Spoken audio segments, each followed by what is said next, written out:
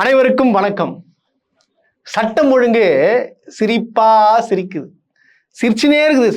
அதாவது சிரிப்பை நிப்பாட்டவே இல்லை, விழுந்து விழுந்து சிரிக்குது. அந்த மாதிரி கேவலமான ஆட்சி நடந்துட்டு இருக்கு. இங்க அசால்ட்டா இருக்கிறாங்க. என்ன நடக்குது ஏது நடக்குது ஆங்காங்கே என்னென்னோ பண்றாங்க. அதிர்ச்சி விட்டும் தகவல்கள் நிறைய வந்துட்டு இருக்கு. மெயினா இந்த வீடியோ யாருக்குன்னு பாத்தீங்கன்னா, மாண்புமிகு மதிப்புக்குரிய கல்வித்துறை அமைச்சர் திரு ராஜ்மோகன் அவர்களுக்கு, பள்ளி கல்வித்துறை அமைச்சர் ராஜ்மோகன் அவர்களுக்கு தான் மெயின் அந்த பதிவு. ஏன்னா தொடர்ந்து பார்த்தீங்கன்னா பள்ளியில படிக்கிற மாணவர்கள் அட்டுழியம் பண்றானுங்க. ரோஸ்ட் பிரேஸ் சப்ஸ்கிரைபர்களுக்கு வணக்கம். கடுமையான நெருக்கடியில தான் உங்களுக்கு தொடர்ந்து வீடியோ போட்டுட்டு இருக்கோன்று உங்களுக்கும் நல்லாவே தெரியும். நம்முடைய சேனல் வளர்ச்சிக்கு உங்களுடைய பங்களிப்பு கொடுக்கணும்னு நினைச்சீங்கன்னா இந்த QR கோடு மூலமாக உங்களுடைய பங்களிப்பை நீங்க கொடுக்கலாம். நன்றி. ஊரெல்லாம் பாத்தீங்கன்னா ஒரு டெய்லி ஒரு நியூஸ், பள்ளிகள்ல மாணவர்களுக்கு பிரச்சனை, ஒருத்தன் கொலை செய்யப்படுறான். அது படம் திருவெற்றூர்ல பள்ளியில் படிக்கும் மாணவர் இது கஞ்சா இருக்குன்னு சொல்லி விட்டானா, அவனுக்கு 30 பேர் போட்டு அடிச்சாங்கல்ல. தொடர்ந்து நான் நேத்து பாக்குறேங்க, ஒரு கும்பலா சேர்ந்து 2 மாணவர்களை போட்டு முட்டி போட வச்சு அடிக்கிறானுங்க பாருங்க. அவன் போயிட்டு எதோ போய் சொல்லிட்டு இருக்கானா, அதுக்கு இறங்கி அடின்னு அடிக்கிறானுங்க. இதெல்லாம் பார்க்க, அதாவது பாருங்க, புதுசா இருக்கு நம்ம பாக்குறதுக்கு. எப்ப அந்த வீடியோ கொஞ்சம் போட்டு காட்டுப்பா.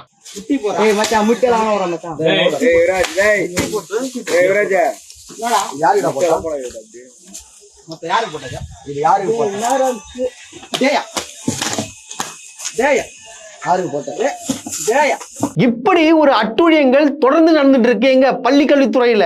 தொடர்ந்து பாத்தீங்கன்னா கவர்மெண்ட் ஸ்கூல்ல தான் இந்த மாதிரி அட்டுழியங்கள் நடந்தது. இன்னொரு வீடியோ பார்த்தேன்.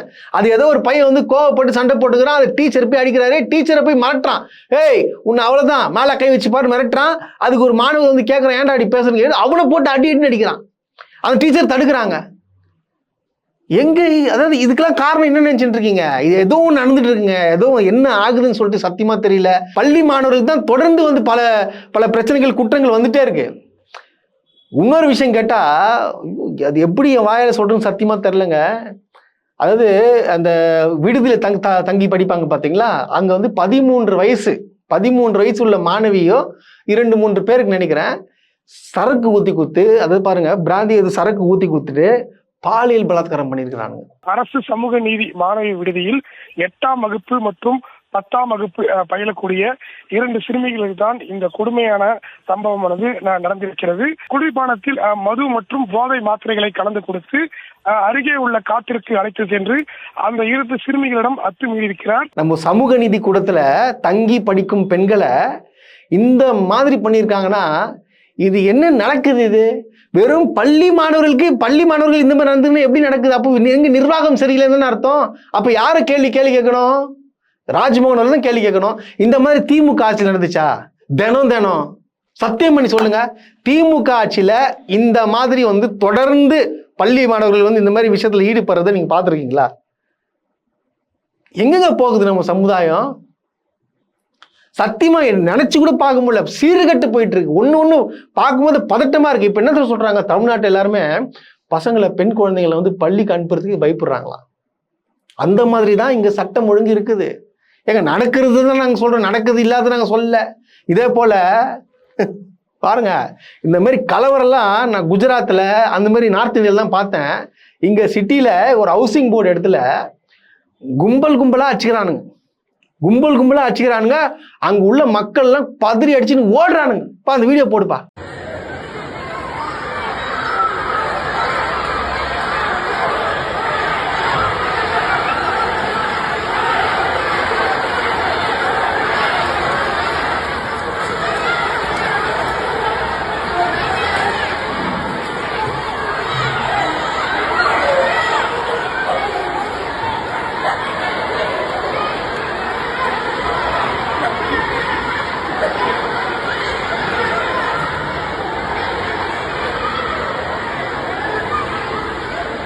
எந்த மாதிரி இருக்குது பார்த்தீங்களா? அதாவது அங்க என்ன ஆகுதுன்னா கலவரம் ஆகுது. கல்லுத்துக்கு அடிக்கிறான் ஒரு பக்கம் கத்தி எடுத்து வெட்டுறானுங்க. என்ன நடக்குதுன்னே சத்தியமா தெரிலங்க. இதை விடுங்க, இன்னொன்று பார்த்தீங்கன்னா லாக்அப் டெத் தொடர்ந்து நேற்று வரைக்கும் பார்த்தீங்கன்னா 12 லாக்அப் டெத் இருந்துச்சுல்ல, இப்போ 13வது லாக்அப் டெத்து. நேற்றைக்கு பார்த்தீங்கன்னா சம்பந்தப்பட்ட நபரை விசாரணைக்கு கூட்டு போறாங்க. அவங்க பையன் வெளியே நிற்கிறான். வெளியே நிற்கிற பையன் பார்க்கும்படி பார்த்தோன்னா அங்கே உள்ள இன்ஸ்பெக்டர் எஸ்ஐ எல்லாமே சேர்ந்து அடிச்சிருக்காங்களா. அடிச்சதுல எங்க அந்த ஆளு செத்துட்டா போலியா. இதை கண்ணீர் விட்டு அம்மாவும் பையனும் கதறாங்க. இந்த வீடியோ போட்டு காட்டுப்பா. என் புருஷன் அடிச்சது போலீஸ் தான், போலீஸ் அடிச்சது யாருமே இல்ல. நான் கண்ணார பார்த்தேன். ஆனா இப்போ போய் அங்க போய் பாக்குறேன், கேமரா ஒரு கேமரா இல்ல, ஆனா நான் பார்த்த இடத்துல கேமரா இருந்துச்சு. அதே இடத்துல நான் சொன்னேன், ஆமா சுவச்சு எத்தனை எல்லாமே அங்க இருந்தா, எல்லாமே மொத்தம் 4 போலீஸுமே அடிச்சது நான் கண்ணார பார்த்தேன்.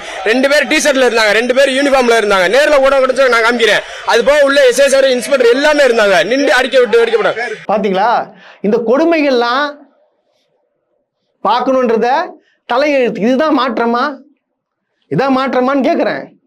இது மட்டும் இல்லை, இதே திருவெற்றியூர்ல நேற்றைக்கு பார்த்தீங்கன்னா ஒரு ஒரு ஒரு குறிப்பிட்ட ஒரு சமுதாய ஆட்களை என்ன பண்றாங்கன்னா, கோயிலுக்குள்ள வரக்கூடாது அப்படின்னு சொல்லிட்டு ஒரு பெரிய பிரச்சனை பண்றாங்க. யாருன்னு பார்த்தோன்னா டிவிகே நிர்வாகிகள். இதுக்கு சப்போர்ட் யாரா வரான்னு பார்த்து யார் வரா? அந்த டிவிகே எம்எல்ஏ அமைச்சர்கள்லாம் சப்போர்ட் இருந்துக்கிறாங்க. இது விஷயமா காவல்துறையிட்ட கம்ப்ளைண்ட் கொடுத்தா அவங்க சிஎஸ்ஆர்லாம் போட்டு கொடுத்துக்கிறாங்க. திரும்பி போயிட்டு கம்ப்ளைண்ட் கேட்டால் இல்லைம்மா அந்த கம்ப்ளைண்ட் தொலைஞ்சி போயிடுச்சுமான்னு சொல்லிட்டு யார் சொல்றாங்க? காவல்துறை. அதாவது பார்த்தா அவங்க உள்ள இன்ஸ்பெக்டரும் எஸ்ஐயும் சொல்றாங்களாம். இதை நான் சொல்ல, இந்த அம்மா சொல்றதை கேளுங்க நீங்க. எங்க அம்மாவும் நானும் சாமி கும்பிட போறோம், ஞாயிற்றுக்கிழமை நைட்டு போறோம். நீங்க எப்படி சாமி கும்பிட வருவீங்க? நீங்க சாமி கும்பிட வந்தா நாங்க தலையை தூக்க மாட்டோம் எங்களை சொல்லி அடிச்சு எங்களை துன்புறுத்திட்டாங்க சார். நாங்க அதையும் போலீஸ்ல கேஸ் கொடுக்க வந்தோம். கேஸ் கொடுக்க வந்ததுக்கு போலீஸ் எடுத்துக்கிட்டாங்க. நாங்க ஸ்டான்லி மருத்துவமனையில ஒரு நாள் அட்மிட் ஆயிட்டு கேஸ் கொடுக்க வந்துட்டு இங்க கொடுத்ததுக்கு அப்புறம் நாங்க எஃப்ஐஆர் போட்டுட்டோம், எல்லாமே போட்டாங்க. சிஆர் நம்பர் 844ன்னு சொன்னாங்க. இப்ப போயிட்டு இன்னைக்கு போலீஸ் ஸ்டேஷன்ல கேட்டா உங்களுடைய கம்ப்ளைண்ட் கொடுத்த காப்பி காணா போயிடுச்சு, எங்களுக்கு தெரியல, அலட்சியமா சொல்றாங்க. இப்ப நாங்க எங்க போறது?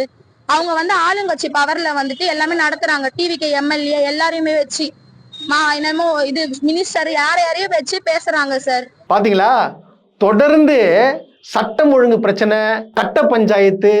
ஏன் கோயிலுக்குள்ள அந்த சமுதாயம் வரக்கூடாதா? நான் கேட்குறேன். ஏங்க சென்னை சிட்டியில எப்படி நடக்குதுங்க?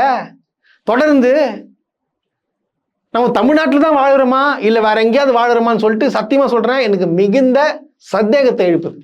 உண்மையா சொல்றேன், மிகுந்த சந்தேகத்தாங்க எழுப்புது. இந்த மாதிரி அநியாயம் எல்லாம் அக்கிரம அநியாயம் எல்லாம் எங்க நடக்கும்னு சொல்லிட்டு தெரியல. இதை விடுங்க. அதாவது டிவிகே நிர்வாகிகள் தான் இப்போ டாப்ல இருக்காங்க, அடிச்சுக்க முடியாதுல இருக்காங்க. பெண்களுக்கு பாதுகாப்பு கொடுக்குறதுல டிவிகே நிர்வாகிகள் தவிர வேற எவனுமே கிடையாது.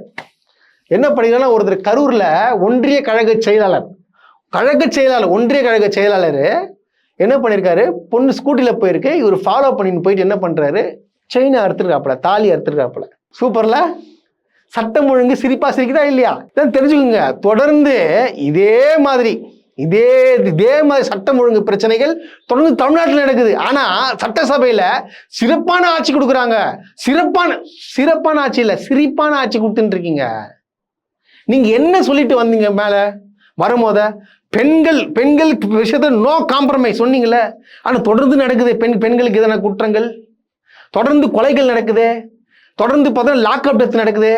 ஏன் லாக்அப் டெத் அஜித்குமார் செத்ததுக்கு போயிட்டு இறந்ததுக்கு அந்த கேள்வி கேட்டீங்க. இத்தனைக்கும் முன்னாள் முதலமைச்சர் இறங்கி சாரி கேட்டு அந்த குடும்பத்துக்கு அரசு வேலை கொடுத்தார். தவறு நடந்துச்சு, என்னை மன்னிச்சிருங்கம்மான்னு சொல்லிட்டு சாரி கேட்டார். ஆனால் நீங்க இன்னும் சாரி கூட கேட்கலையே. இந்த குடும்பத்துக்கு சாரி போன் பண்ணி கேட்டீங்களா முதலமைச்சர் சார்? நீங்க தொடர்ந்து நடந்துட்டு இருக்கு. அவங்க கெட்டவங்க நடவங்களை எப்படி சார் காவல்துறை சேர்ந்து அடிச்சு அடிக்கலாமா? அந்த மாதிரி சாவடிக்கிறவங்களுக்கு அடிக்கலாமா? இப்ப எங்க போராட்டக்காரர்லாம் எங்க? ஆளை காணுமே, எங்க ஒழிஞ்சுக்கிறீங்களா? இதை கேட்கலுமா வேணாமாங்க? அநியாயத்தின் உச்சம் நடக்குது. சத்தியமா சொல்றேன். மற்ற ஆட்சியில நீங்க என்ன சொன்னீங்க? நாங்க அவ்வளவு தூரம் சொன்னேன், எங்கேயோ கொலை நடக்குது, குற்றம் நடக்குது, இது தடுக்க முடியாது, தனி மொழி இந்த ஒழுக்கம், அவன் சுய கட்டுப்பாட்டை தான் தடுக்க முடியும்னு சொன்னாங்க, நிறைய பேர் சொன்னாங்க. ஆனா இப்போ அதையே நீங்க சொல்லி எதிர்கட்சியில சொல்றீங்க. இப்ப இவங்க அதாங்க சொல்லி நிற்கிறாங்க. எங்க அதினங்க யாருக்கோ பகை, அவங்க கொலை பண்ணிடுறாங்க, அவன் திடீர்னு யாரோ ஒரு பொறுக்கி பையன் அந்த பொண்ணு பூச்சி இது பண்ணி விட்டுறான், அதுக்கு எப்படிங்க தமிழ்நாடு கவர்மெண்ட் பொறுப்பே இருக்கும்? அப்போ நாங்க கேட்டுமே, திமுக சைடு கேட்டாங்களே, அப்போ என்ன சொன்னீங்க? சட்டம் ஒழுங்கு சரியில்லை, ஐயோ வெளியே வர முடியல, என்னங்க ஆட்சி நடக்குதுன்னு சொன்னீங்களே. இப்ப அந்த கும்பல் எங்க போனீங்க? எங்க போய் ஒழிஞ்சின்னு இருக்கீங்க? சிறப்பா போயிட்டு இருக்கா எல்லாமே. ஒரு விவசாயி சொல்றாப்புல மாற்றம் நீங்களே சொல்லிட்டு, மக்களே இதுதான் ஆறு, வத்தாத ஆறு. ஸோ திமுக அதிமுக ரெண்டு பேரும் மாறி மாறி இருக்கும்போது இந்த 50 ஆண்டு கால வரலாற்றில் இந்த ஆறு வத்தினதே இல்லை. ஆனால் இப்போ பார்த்தோம்னா கண்ணுக்கு எட்டின தூரம் பாருங்க, காஞ்சி கருவாடை மீன் எல்லாம் செத்து போய் கிடக்கு. இதுதான் மாற்றம். டெல்டா விவசாயிகளுக்கு ஏமாற்றம். இது பாத்தீங்களா, இதுதான் ஆறு, வற்றாத ஆறு. அதிமுகவும் திமுகவும் மாத்தி பார்த்தீங்கன்னா 50 வருஷமா ஆட்சி ஆண்டுதாங்க. ஆனா எந்த ஆட்சியிலையும் பார்த்தோன்னா இந்த மாதிரி வந்து என்னது தண்ணி வராம கிடையாது. ஆனா இப்ப பாருங்க, வற்றாத ஆறு வற்றி போய் இருக்கு அப்படின்னு சொல்லிட்டு இந்த விவசாயி காட்டுறாப்புல. இது காரணம் யாரு? காவேரியில தண்ணி விடல. அப்ப என்ன பண்ணணும்? அதுக்கு என்ன நடவடிக்கையும் எடுக்கணும். அதுக்கு எல்லா கட்சியும் சேர்த்து ஒரு போராட்டத்தை ரெடி பண்ணினா அனைத்து கட்சி போராட்டம் பண்றது ரெடியா தான் இருக்கிறோம். ஆனா அதுக்கான எதுவுமே பண்ண மாட்டீங்களே, அது ஏன்னு சொல்லிட்டு தெரியல. ஆனா இன்னமும் சில அதிமேதாவிகள், தாவேக்காவை சேர்ந்த அதிமேதாவிகள் என்ன சொல்றாங்கன்னா, ஏன் மற்ற ஆட்சியில் தண்ணி வந்துச்சா இங்க இப்ப இவரு தான் நடவடிக்கை எடுத்துட்டு இருக்காரு. வாய் கூசாம போய் இதுங்கெல்லாம் படிச்சிட்டீங்களா? இல்ல பேசிக், அதாவது இப்பதான் மே 4ஆம் தேதிக்கு அப்புறம் தான் அரசியல்னா என்னன்னு சொல்லிட்டு கத்துக்கிச்சா, இல்ல வந்து விஜய் அரசியல் வந்து பிறகு தான் கத்துனாங்களான்னு சொல்லிட்டு தெரியல. பொய். இது பார்த்து பச்சை மாதிரி இருக்குது. ஏமா தாயே, காவேரி தண்ணி இப்ப வரைக்கும் அது பாருங்க, எல்லாருக்கும் பிரச்சனை பண்ணுவாங்க, தரமாட்டாங்க. அது எப்படி வாங்கணுமோ அப்படி வாங்கியிருக்கிறாங்க கடந்த கால ஆட்சி செய்தவர்கள். சிறப்பா இருந்துச்சு, தண்ணி அங்க கரெக்டா அந்த டைம்ல வந்துடும். ஆனா இப்போ வரல. கேட்டா எல்லாரும் வந்து கேட்டா நான் தண்ணியெல்லாம் வந்துச்சு காட்டா ஏன் அது அப்போ வச்சது ஏன் புரிதுங்களா உங்களுக்கு? இப்போ அதிமுக ஆண்டுல அதிமுக அப்புறம் திமுக எல்லாம் ஆண்டுச்சுல, அப்போ தண்ணியெல்லாம் வந்துச்சு, அது ஏஐ டெக்னாலஜிலாம் அப்போதுலேருந்து இருக்கா? என்ன அறிவு ஜீவிங்கப்பா. ஆனா டிவிக்கல உங்களெல்லாம் கூட்டின்னு போயிட்டு ஐநா சபையில விட்டுருணும். சூப்பரா பேசுங்க. நீங்க பேசுறத கேட்டு உலக நாடுகளே அதிரும். சத்தியமா சொல்றேன். டிவிகே நிர்வாகிகள் இந்த மாதிரி ஒரு 10 பேர் இருக்காங்க பாருங்களா, இந்த 10 பேரை நீங்க கூட்டின்னு போயிட்டு ஐநா சபையில உட்காந்து பேச வச்சுன்னு வச்சுக்கலாம், சுத்தமா அதாவது பார்த்தீங்கன்னா உலக நாடுகள் அதிர்ந்து போயிட்டு இவங்களை ஆளுக்கு ஒரு வருஷம் வந்து பிரதமர் ஆக்கி விட்டுருவாங்க.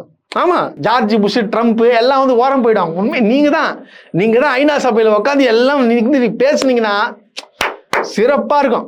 இல்ல ஒண்ணு பண்ணுங்க, நம்ம முதலமைச்சரை கூட்டு போய் ஐநா சபையில போய் தலைவர் ஆக்கி விட்டுருங்க.